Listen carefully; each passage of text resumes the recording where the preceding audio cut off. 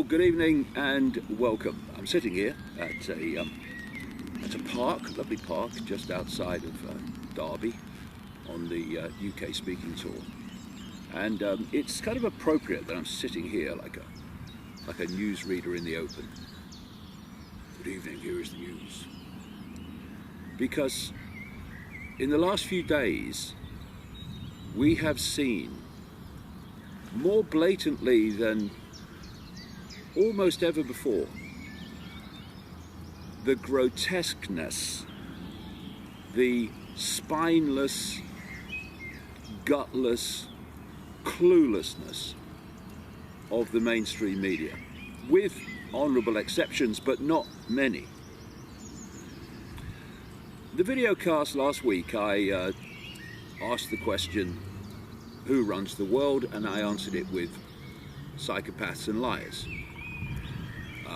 I think the last week has confirmed that pretty comprehensively. But you can only lie pathologically, as these people do, if you have an unquestioning, pathetic, childlike, corrupt, clueless media. Because this is how journalism should work. I'll have to remind these people, because they've obviously forgotten, even if they ever knew. A journalist's job is to take what authority says and to question it, to investigate it, and see if it stands up to scrutiny. In short, to see if they're telling the truth. But that's not how the mainstream media work. They take the official version of everything, even the most blatant lies about chemical attacks on videos that were akin to a school play in terms of their credibility. You take that official version, nonsensical as a child could see it is, and you repeat it to everybody as if it's true. Not only that, you abuse and ridicule those real journalists, the few, shockingly so, who are willing to ask questions and make points that any journalist worth the name would make by reflex action. But what we have is a mainstream media, and I worked in it for years up to the end of the 1980s, in newspapers and radio and television. And I tell you, you don't have to be intelligent to be a journalist. In fact, it can be a bad career move. What you do have to be is unquestioning and incredibly malleable in your integrity. So what we have in the mainstream media, systematically, are a few that know they're lying to you, that know they are telling a fake story to sell a fake invasion or a new fake reason for transforming society in a particular way. And then you've got the probably equally few who have some idea of the fact that it's all lies, but they keep quiet because they wouldn't be journalists in the mainstream for very long if they told the truth or questioned the lies of authority. And in the middle are the vast majority of journalists who call themselves journalists, who are utterly bewildered, have no other sources of information than what they get from the authorities and the mainstream sources, and they are repeaters. They are repeaters of propaganda, and they call it journalism. And so we've had this situation this week where more than 100 missiles were targeted at Syria by the psychopaths in America and Britain and France, on the basis of nothing more than fake videos, and I'll say what I mean by that in a minute, put on social media. And I hear this this phrase they use now, you know, when another buzzwords come in, it's open sources. Our intelligence has come from open sources. Well, of course, what they mean by open sources is social media. And terrorists and front people for the West on the ground. When I had a conversation, a bizarre one, a few weeks ago with a Leicestershire police officer who said he worked for counter-terrorism, he said to me about open sources. And what he meant was, I read it in the paper. I mean, this is what we're dealing with. Now, proper journalists would have this stuff for breakfast, dinner, and tea. But they don't, because their jobs depend on the fact that they don't. So, they cannot ask themselves a simple question which opens the door to everything. Who benefits? There's an old saying. He who benefits from a crime is the one most likely to have committed it. So who benefits from a chemical attack in Douma in Syria, at a time when Assad was right on the brink of removing terrorists from that area, and is on the brink of winning the war with Russian support against the Western-backed, funded, armed, trained terrorists that they've been using to try to regime change in Damascus. How could Assad benefit mainstream journalists? Sorry, I used the word journalists, I'm sorry. Mainstream repeaters. How could he benefit from that? When it was obvious that something like that would be used as an excuse for the psychopaths of the West to start firing missiles at Syria and further demonize Assad. So there's no benefit to him whatsoever. And say what you like about Assad, he's not an idiot. So who does benefit? Who does benefit from the psychopaths of the West firing 100+ missiles at Syria, further demonizing Assad and pushing again for intervention in Syria? The very terrorists who produce the evidence that Assad was responsible, indeed that there was even a chemical attack. It's a very simple process, a very simple technique, which I gave the name to back in the 90s, problem, reaction, solution. You create the problem or the perception of one.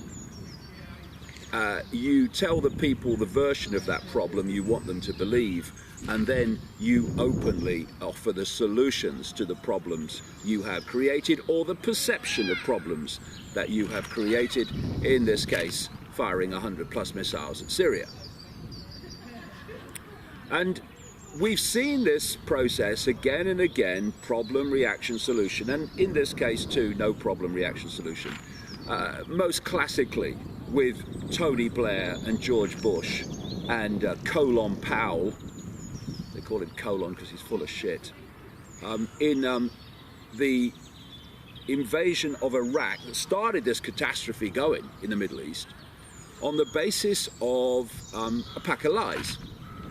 So Colin Powell sat before the UN and told them that there were all these chemical weapons and what have you, a load of old crap.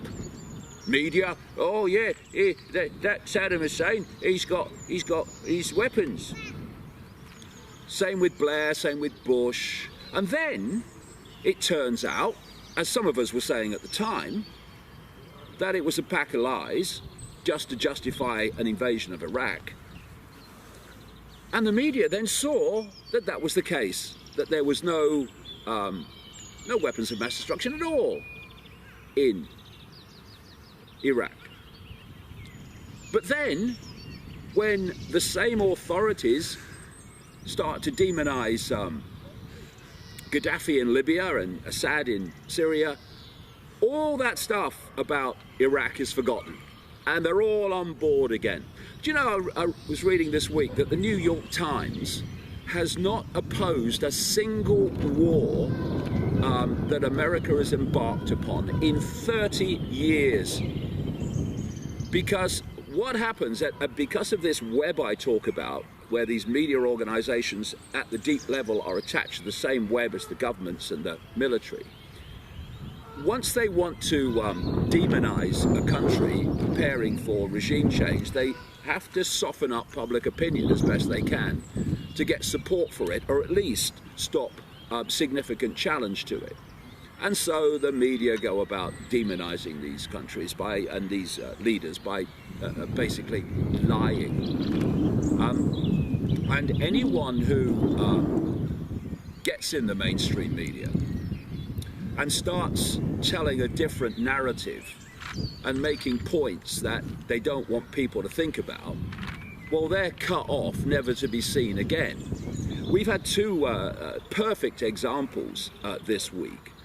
One of them was the former commander of UK armed forces in Iraq, who was being interviewed on Sky News and started asking the questions, the obvious questions, the questions that I've just been asking. Why would Assad do it? There is no benefit for him whatsoever, and every negative consequence possible. Why would he do it? What happens? He's cut off mid-sentence by the presenter, quite blatantly. And they went on to another item, because he was speaking outside the narrative that the public are supposed to believe. Then we had a guy called Admiral Lord West, former First Sea Lord and chief of the Navy. And he was being interviewed. I've got a dog coming to see me now. Hello. He was being interviewed on BBC News, and he was saying the same thing, because it's obvious. What has Assad got to benefit from doing this? And the brainless newsreader, BBC journalist, it says on her tax form, asked him, but if you're saying this openly, aren't you helping Putin, because we are in an information war with Russia? Note, that was the word she used. We are in an information war with Russia. We? You're supposed to be an independent journalist, woman. But no, that's not how it works. It's we against whoever the government and those in authority seek to demonize. So people who have made the points, Russians have made the points, people like me have made the points, many people have made the points now, because it's so obvious that this attack was staged to be what I would call a problem, no problem actually, reaction solution to justify the bombing of Syria. And this is a newspaper here this week who called that claim comical. Claims that UK fake Syria gas attack are comical. What's comical is the inability to see that this is happening all the time, to justify changes in the world and actions that would otherwise not be justified. And what is emerging now that journalists have been able to get in, some of them proper journalists, some of them not, into that area of Duma where this attack was supposed to take place, a very clear theme is emerging about what actually happened. Doctors and witnesses, including children who were on the film being hosed down because of a chemical attack, have been saying that actually what happened was a bomb did drop, but it wasn't a chemical bomb. It was a bomb that caused an enormous amount of dust. And people were coming into the hospital because they were having difficulty breathing. They had an oxygen deficit. And others, it's emerging, were brought into the hospital, told they had to go there or told that there was food there if they went. And then, while they're there being treated or waiting for treatment for this dust problem and this oxygen deficit problem, the white helmets, who are Western-funded terrorists attached to the terrorists opposing Assad and only operate in their areas, white helmets who have been filmed picking up the body parts after the extremist terrorists have blown people's heads off. Members of the white helmets at the hospital shouted gas and chemical attack.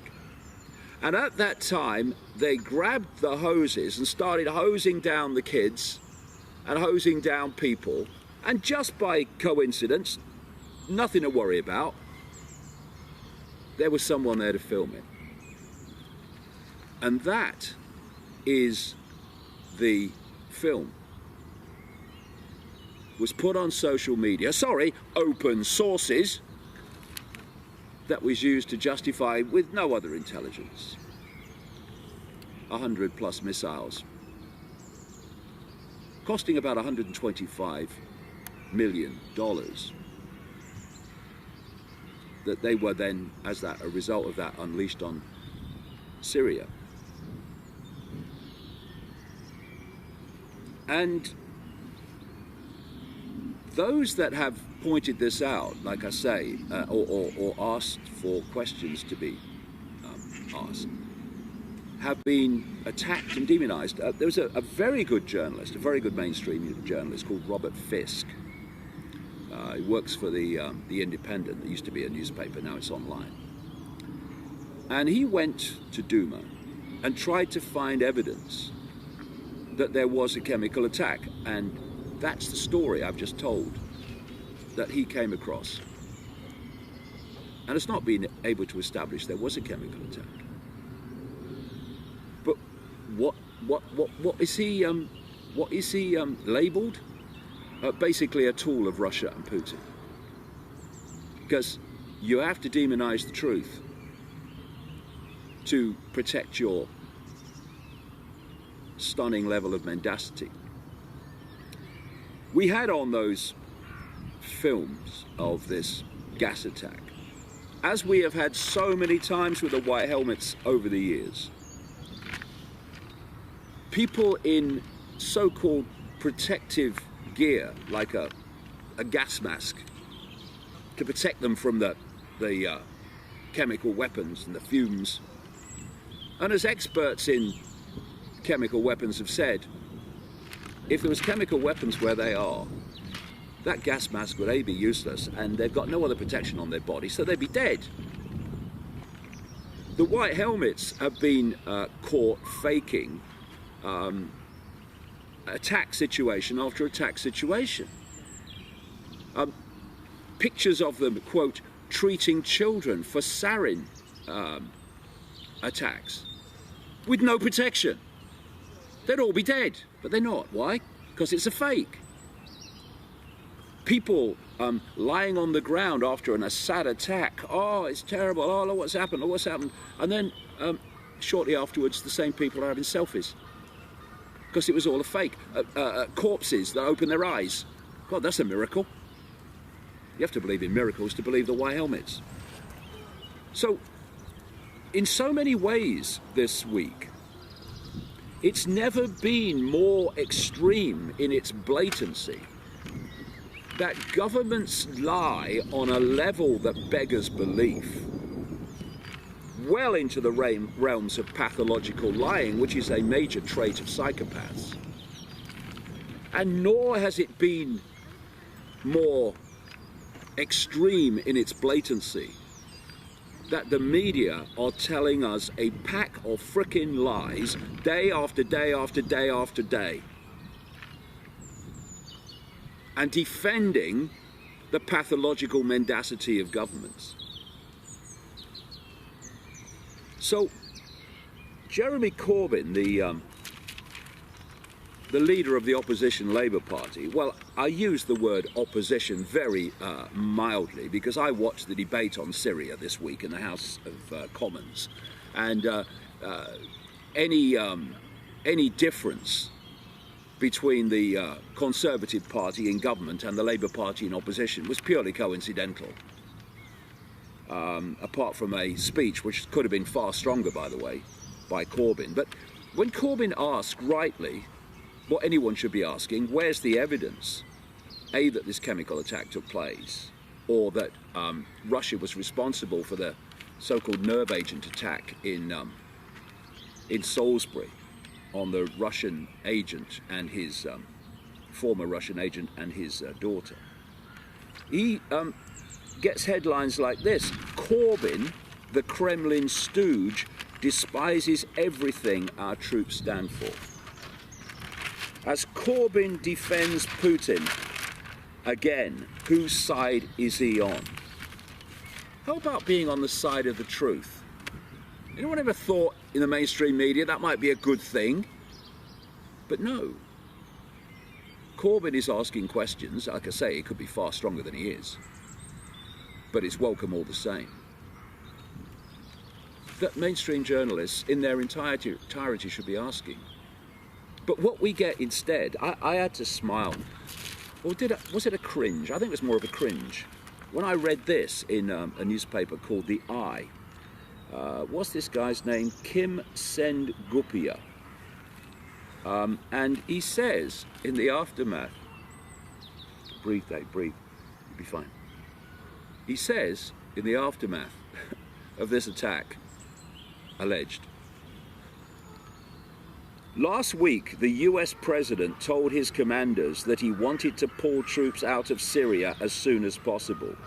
This is likely to have been viewed in Damascus as a signal of American disengagement and emboldened the regime to carry out the gas attack. No words necessary or possible. The fact that someone else could have done it, problem, reaction, solution, forget it. We're not even going there, because it's against the official line. And that's the interesting thing, you know, and the confirmation thing. You know, we have a newspaper in Britain called the Daily Mail, which is to the right. We have another one called The Guardian, which claims, laughingly, to be of the left. And yet, when it comes to something like this, they're all agreed that it's a good thing to bomb another country. And so what we've seen is not just Corbyn attacked, including by his own party, for asking obvious questions. And people like Admiral Lord West and the commander of British Armed Forces in Iraq, treated like that by the media when they're saying the, quote, wrong thing. we've also had the few journalists who are prepared to ask the right questions attacked and demonized as well for doing nothing more than basic journalism. There's one in America on Fox News called Tucker Carlson. Now, it's not often that Fox News and good journalism can be used in the same sentence, but with Tucker Carlson it can. He's someone who is looked upon by the other mainstream now as some kind of extremist, Putin-supporting apologist, when all he's doing is doing what journalists, proper journalists, once did in far greater numbers than they do now, which is to ask the questions. So he was asking the questions this week. How do we know that this chemical attack was done by Assad? What is the point of firing these missiles? What's the benefit for anybody? What's the benefit for America and all these other things that are basic journalism? And now, of course, he's a Putin apologist. And the reason they do this, and crucially, the reason that Facebook and YouTube, owned by Google, who are doing it through their search engine algorithms, are suppressing and censoring the alternative media, alternative opinion, and alternative information to the mainstream narrative. Reason Carlson gets attacked for asking basic journalistic questions. It's because it's all about controlling the narrative so you can control public perception and thus get justification, support, or at least not significant opposition to what you want to do. And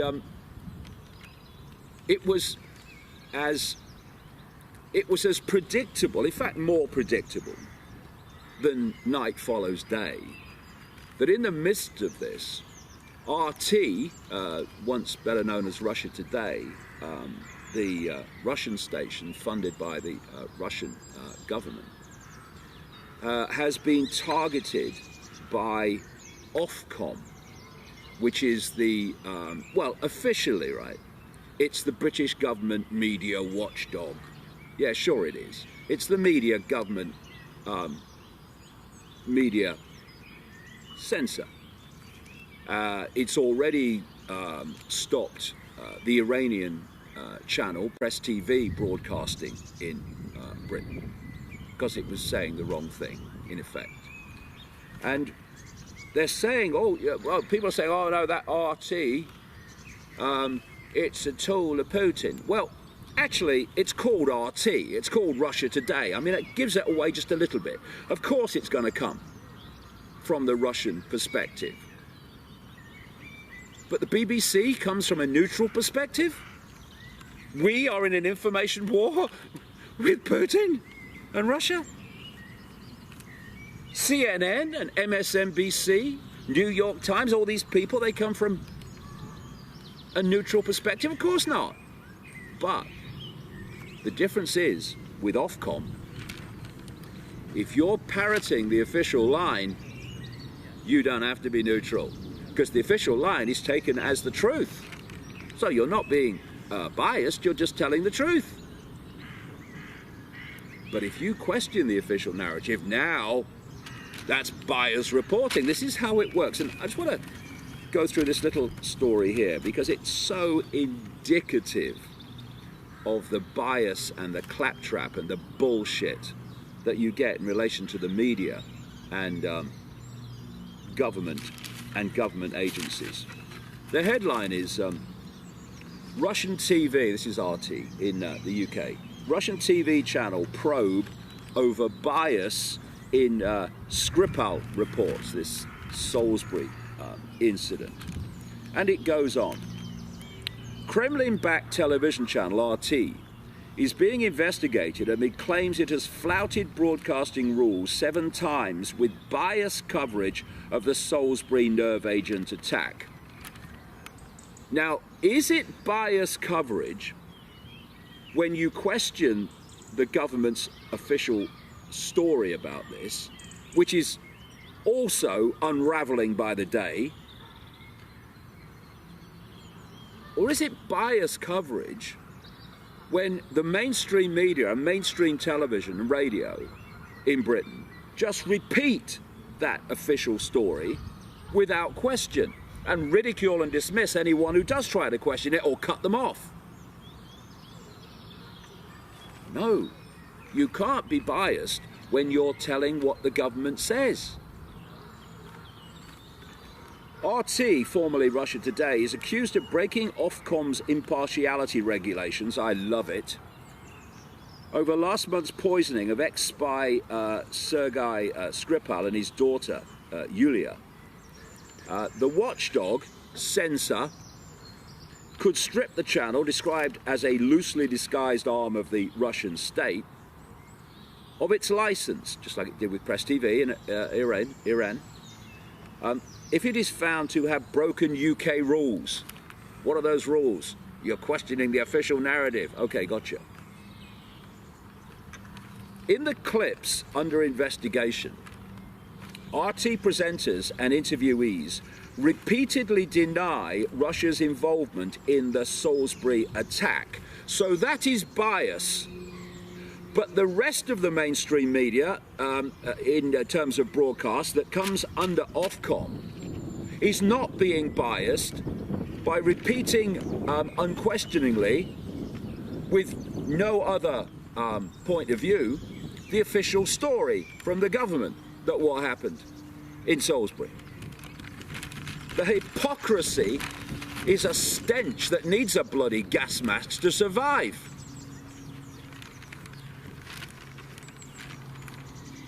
They also say the West's attacks, this is RT say, the West's attacks on Syria were a choice. Blimey, that's controversial, isn't it? Did they just happen then, or did someone choose to send those missiles?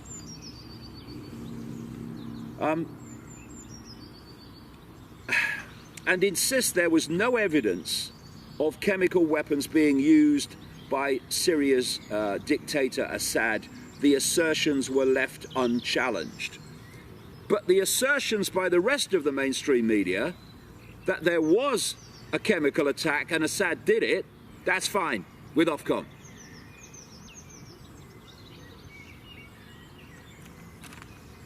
Ofcom yesterday said, with its nose in the air, it had a duty to ensure organisations that hold a licence to broadcast in Britain operate in a fit and proper manner.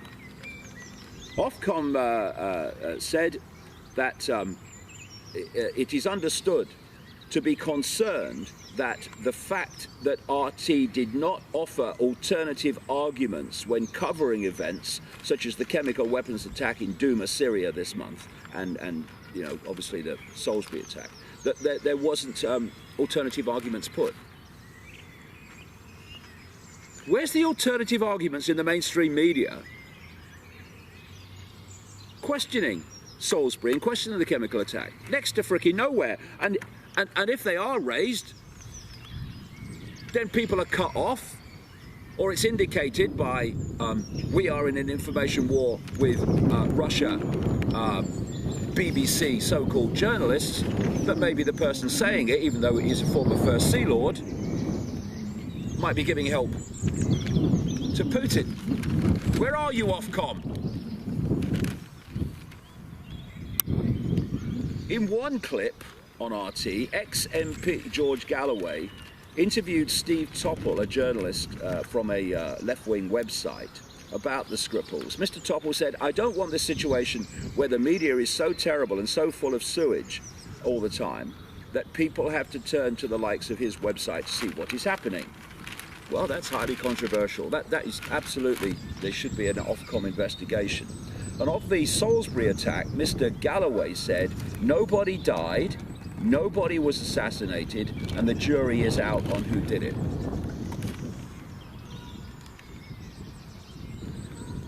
There is an Ofcom investigation about bias on the basis of that. No one did die. No one was assassinated. In fact, there was miraculous recovery by the daughter so far from a chemical attack that's supposed to be absolutely lethal. And the jury is out on what happened, because no evidence has been produced to show what happened in terms of the government's narrative. RT guest David Morrison, described as an independent researcher, claimed the perpetrator must have been an enemy of Putin. Well, that's his opinion, and he's a right to have it. And in another clip, finally, RT presenter Peter Lavelle said the airstrikes in Syria were theatre, adding, "I think it was a political attack. I think it was theatre."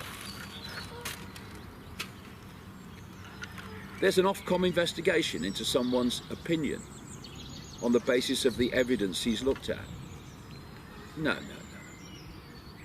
Ofcom is an arm of government, it's a censor of government, and it's just another example of how the narrative is being protected by ever more extreme levels of censorship. And it's clear from the events of this week. The events of this week alone, never mind all the other evidence piling up day after day before that, it's clear that those who run governments and tell us what to believe about world events are psychopaths and liars, and that those in the mainstream media who sell that calculated mendacity are a disgrace to the very name journalism and are fundamentally important, bottom line important, in allowing the psychopaths and liars to get away with their psychopathic behavior and their lies. And I say this to them: your children and spineless, clueless, gutless mainstream media are going to have to live in the world that you are fundamentally helping to bring in by your behavior. You may not disgust yourselves yet, but the day is coming when even you will have to look in the mirror and realize the catastrophe that you have fundamentally played a part in making happen.